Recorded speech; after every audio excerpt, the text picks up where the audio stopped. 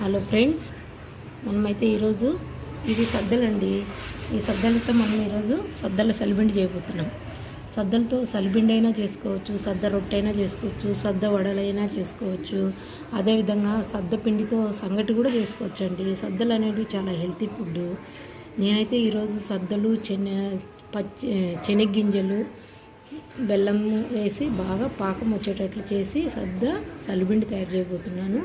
ఈ సద్ద సలిబిండికి ముందుగా మనం ఈ సద్దలను ఏం చేయాలంటే దీంట్లో రాళ్ళు ఉంటాయి కాబట్టి ఈ రాళ్ళను మనం ముందుగా గాలించుకోవాలండి. గాలించుకున్న తర్వాత ఎండలో బాగా ఆరబెట్టుకోవాలి.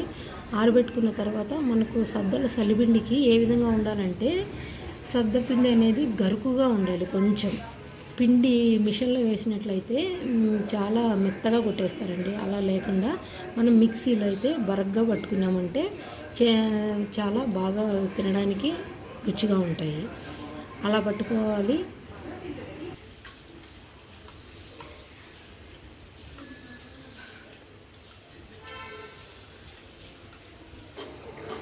ఇలా గాలించుకోవాలండి.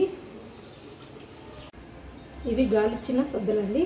వీటిని మనము ఎండలో ఆరవేసుకోవాలండి. ఎటువంటి తేమ లేకుండా ఇలా ఆరవేసుకుంటే సాయంత్రం వరకు బాగా ఉంటుంది.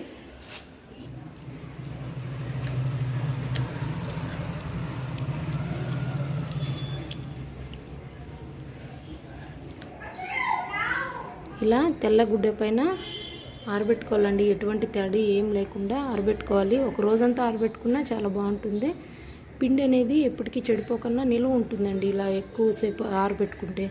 అదే కొంచెం సేపు ఆరబెట్టుకొని మిల్లు పట్టించినామంటే పొడి అనేది ఉంటలు కట్టడం, పురుగు పట్టడం అంటే జరుగుతుంది. కాబట్టి మీరు ఈరోజు సాయంత్రం వరకు బాగా ఎండలో ఆరబెట్టుకోవాలండి. మధ్య మధ్యలో ఎండకు కలుపుకుంటూ ఉండాలండి. ఎండకు ఎందుకంటే పైటివి కిందిటివి అన్నీ ఆరాలి కదండి. అలా కలుపుతూ ఉంటే తిప్పుతూ ఉంటే బాగా సాయంత్రం వరకు బాగా ఆరుతాయి. ఇలా మిక్సీ జార్లో వేసి సద్దల్ని కొంచెం బరగ్గా పట్టించుకోవాలండి.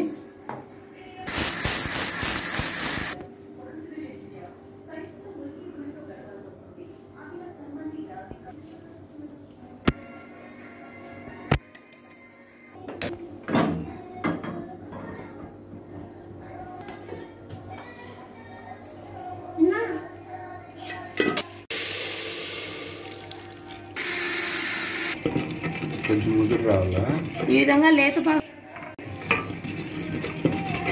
విధంగా పాకం అనేది కొంచెం లేత పాకమే రావాలి. తీగ పాకం అనేది మనకి ఈ విధంగా ఉండాలి.